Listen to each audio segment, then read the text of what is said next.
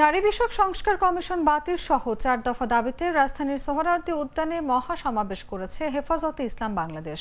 আজ শনিবার সকাল 9টা থেকে শুরু হয়ে দুপুর 1টা পর্যন্ত এই সমাবেশ চলে। সমাবেশে হেফাজতে ইসলামের লাখো নেতাকর্মী অংশ নেন।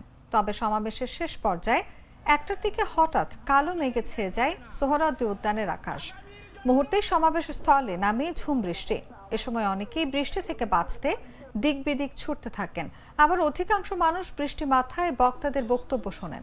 পরে বেলা 1:20 দিকে সমাবেশ শেষ হয়।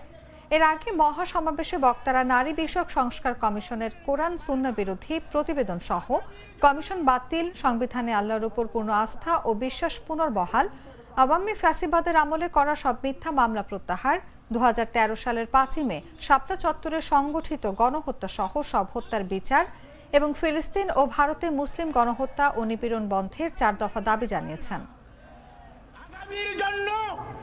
কাজ করতে হবে না, একটা আওয়াজ করো ও নিজের বাড়িতে।